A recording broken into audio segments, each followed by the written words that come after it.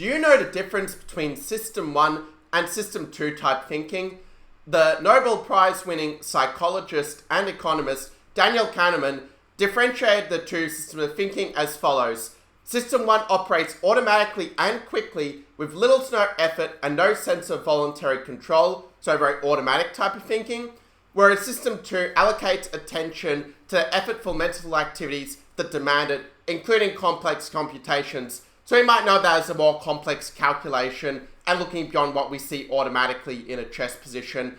Now, how does this relate to playing bullet chess? Well, I know that a lot of players, especially a lot of young players, like to play quite a lot of bullet chess, so to get that thrill, to get that adrenaline rush, like a bit of an adrenaline junkie. You know, some people like to go parachuting, and others like to go bungee jumping to get their thrills, whereas for chess players that might come from bullet chess.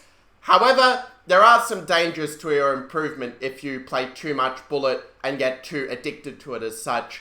And the main one basically comes down to the system of thinking, where if you're only playing and only thinking based on System 1 thinking, then your intuition may improve in the process, but the more high price that you're going to pay is that you're going to miss a lot of things in your games. You're going to miss a lot of the finer details and the finer subtleties that come from really thinking deeper about the position and really applying some of the important calculation techniques that allow us to see beyond what we automatically see in a position.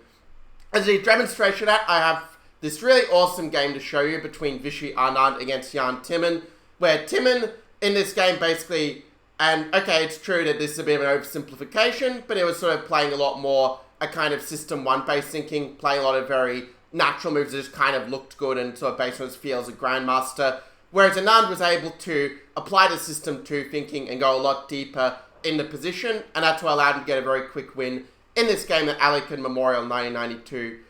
So the game went as follows: e4, c6, d4, d5, so a Caro-Kann defense, and Anand at this time was a very young, very tactical player, so the panel of Botvinnik attack was c4, opening up the position really played to his strengths.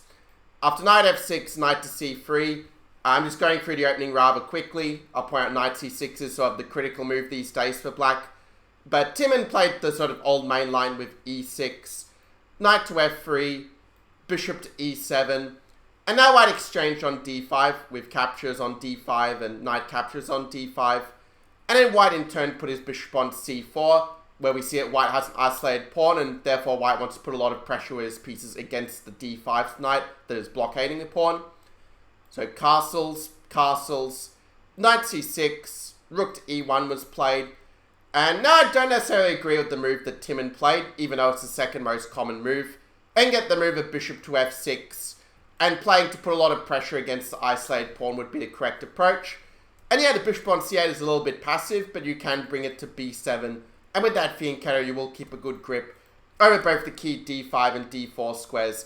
If black can keep a good control over both these squares, he'll generally have a pretty decent game in these positions. But instead, black played knight takes c3.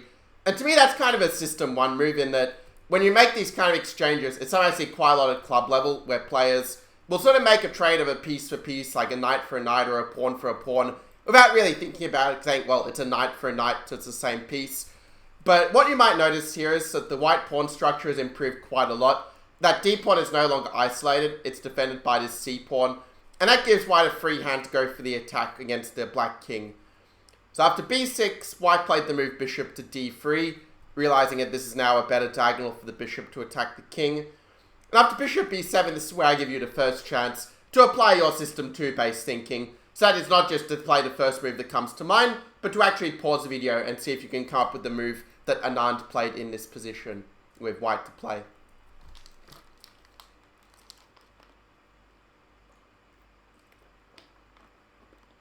Okay, so the System 1 kind of moves would be a move that just sort of develops the piece without much thought.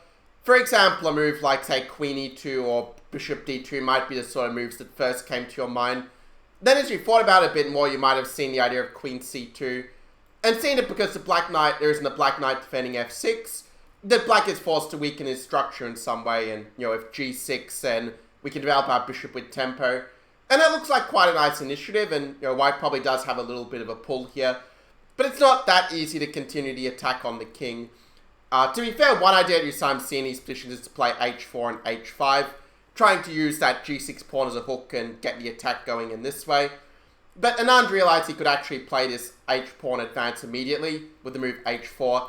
This is an idea of the great Soviet trainer Yuri Razovayev, who is very known for his great dynamic approach to chess. So what's the idea of the pawn sack? Well, if black were to take that pawn, then we would be able to take... And then we have a very nice attacking idea known as a rook lift, where we can play the move of rook to e3, which is actually even better than attacking the queen with rook to e4, because now we're threatening to move rook h3 to skewer the queen and skewer the pawn here. And if g6, then we can play rook g3, and we see that the white pieces are really flooding into the attack, that the black dark squares are very weak, and that's far more valuable for white than the pawn that he's given up to get to this point. So a very instructive example of dynamic pawn sack to take the initiative and get a big attack on the king. Realizing this, Timon did not take the pawn, but he instead played the move of queen to d5 at this point. I think the black position was already quite difficult, so I'm not really going to criticize Timon for this move, because I think whatever he plays, the position is tough.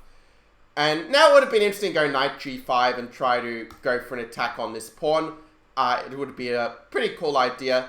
The move that Anand played is also quite strong. We played the move rook b1. And again, it's the sort of move that you're probably not going to play instantly because, you are sacking a pawn with queen takes a2, and that's something that does, deserve to be calculated here. But if they do take the pawn, then knight g5 is going to give you a pretty strong attack where we see it, the pieces are coming in.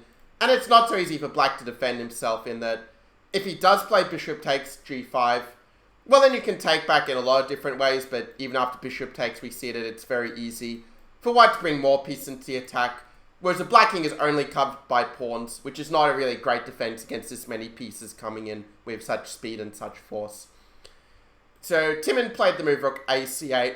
Again, a decent move, but Anand just kept finding the ways to keep on attacking here, where he now used an idea we've seen before of the rook lift, playing the move of rook b5 to attack the queen. And again, queen takes a2 and knight g5 is, like we've seen before, giving white a pretty strong initiative for the pawn. In the game, black played queen d6, and this is where actually you have a chance to improve on Anand's play, because Anand, I think, played this move maybe a little bit too quickly, perhaps. Though, to be fair, the move he played is still giving a pretty good position, but as Lasker like to say, can you find an even better move? Okay, well done if you recognize the strength of the move knight g5, because now one key difference is that bishop g5 is not as good as it was before, because now you can swing the rook over with rook g5, and we see that the queen and the rook are really coming into the attack with great force, and with the pressure against these pawns, it's actually already a winning position for white if we were to analyze it much more deeply. Where according to computer, you have to play moves like f5 here just to get out of the way of any bishop takes h7 sacks, but then you also create weaknesses on e6, and white still has the bishop pair in the center to give him a massive advantage on a strategic level. Instead, Anand played the move d5, which, to be fair, is still a pretty good move in this position, where the idea of this, in case you're wondering, is that the move ed5 is not winning a pawn, because white now has the move of rook takes d5 as a tactic. And black can't just take that rook, because then we have the discovered check bishop takes h7. And after king h7, then the move queen takes d5 is very strong. Now, to see this idea of rook b5 and d5, you do have to see this bishop h7 tactic. And maybe for a top grandmaster, they would see it almost immediately. But for everyone else, it certainly pays to take the time to sort of calculate more deeply so that you can see these subtleties, because they're the sort of tricks that do allow you to convert your advantage and to win games. Instead, Timon thought that he could be very tricky and play this move of bishop to a6, which at first glance it looks like a blunder because of the move d takes c6. Timon's idea was that he would play the move rook f to d8, and in this way put pressure against the bishop and try to get his piece back with tactics. However, Anand found a very strong move here that allows him to keep a winning advantage. Can you see what that move is here with white to play? Okay, so you paused the video, you had a bit of a think about the position, and perhaps you found the move that Anand played to win the game of queen to a4. So well done if you found this move. You also get full marks, by the way, if you were to play knight d4 here, where after bishop takes and takes, the system one thinking is that a move like e5 would allow black to win the exchange because of the pin. But if we go deeper, we see that we have the move of queen to e2, using a counter pin, in fact, and after ed4 and queen e7, well, black can try to take on e7 and take on c3. The problem for him is that then, again, if we go a bit deeper, we see that white is basically winning with the two bishops, and that white's pass pawn after c4 is better than black's pass pawn, because if you play rook d1 and rook to c1 just for argument's sake, well then bishop a6 is just crashing through, or actually not bishop a6 maybe, because king f8 might allow black to keep the fight going a bit. But yeah, rook e8 is going to be even stronger, so you could see even I sometimes am prone to falling in automatic system 1 thinking, but yeah, rook e8 is just going to win the game on the spot, as black is not able to stop white queening on the next move. So well done if you found knight d4 as well, but queen a4 is kind of the simplest, because if bishop b5, then bishop b5. I mean, the two minor piece for rook itself is a decisive advantage, but when you combine it with the very powerful pass c-pawn, it's pretty easy for white to win. In the game after queen d3, queen a6, rook c6, and bishop e3, white was simply a piece up, and black resigned in a few more moves. Bishop f6, bishop d4, just killed all of the counterplay for black, and Timon resigned on move r25. So there you are. Now you understand from this game the dangers of playing bullet, how playing too much bullet can be quite harmful for your system 2 thinking. And now you also understand the difference between system 1 and system 2 thinking in chess, so that you can effectively apply system 2 thinking in your own games and go beyond the automatic moves that you see immediately to find the deeper subtleties and the deeper tricks that allow you to win games against strong players. So, well done on completing this Grandmaster video lesson. Also make sure to comment with your thoughts on the game. Leave a like to show your appreciation and help boost that YouTube algorithm. And consider subscribing to this channel to get updated with more of my Grandmaster chess lessons like this one. So, thanks again for your attention, and I will see you in the next video, dear students.